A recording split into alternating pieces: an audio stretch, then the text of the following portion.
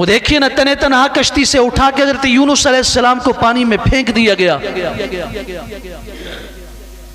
مچھلی آئی نگل گئی، رات کا اندھیرا، سمندر کا اندھیرا، مچھلی کے پیٹ کا اندھیرا،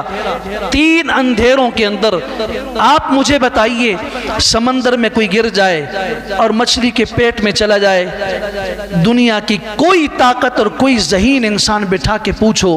کہ وہ کہے گا یہ بچ سکتا ہے؟ وہ کہے گا وہ تو مچھلی کی خوراک بن گیا، اس کے پیٹ میں گیا مر جائے گا۔ مگر فنادا فی الظلمات،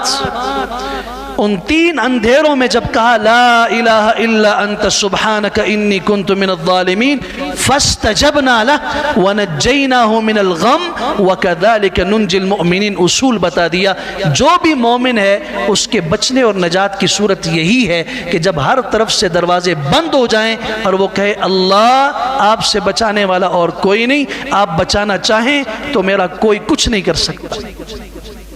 جب یہ کیفیت ہوگی پھر وہ مچھلی باہر پھینک دے گی، پھر دنیا دیکھے گی کہ جس کی موت کا ہم انتظار کر رہے تھے وہ ہم سے زیادہ صحت لے کر آج دنیا میں موجود ہے۔ امام الانبیاء صلی اللہ علیہ وسلم سے بڑھ کر کون ہو سکتا ہے؟ 13 سال مکہ مکرمہ میں جو گزارے ہیں نبوت کے اعلان کے بعد، ایک دن ایک رات سکون سے نہیں گزرا۔ پھر اپنی قوم نے، اپنے دشمن، اپنی قوم کے لوگ دشمن، اپنے خاندان کے لوگ دشمن، گھر کے لوگ دشمن، پورا مکہ دشمن ہے، یہاں تک کہ آپ کو یہاں رہنے کی اجازت بھی نہیں ہے اور یہاں سے کہیں اور جا کے رہنے کی اجازت بھی نہیں ہے۔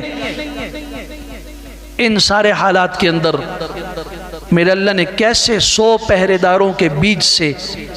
ابو بکر صدیق رضی اللہ عنہ کے ساتھ اللہ نے بچا کے غار ثور تک پہنچایا۔ ثور میں کیسے بچایا کہ ابو بکر صدیق نے فرمایا کہ اگر یہ لوگ غار کا دہانہ آج بھی اگر آپ جا کے دیکھیں گے وہ یوں ہے اور کھڑا ہونے والا وہاں ہوتا ہے، اللہ کے پیغمبر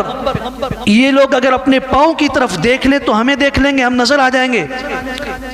لا تحزن ان اللہ معنا،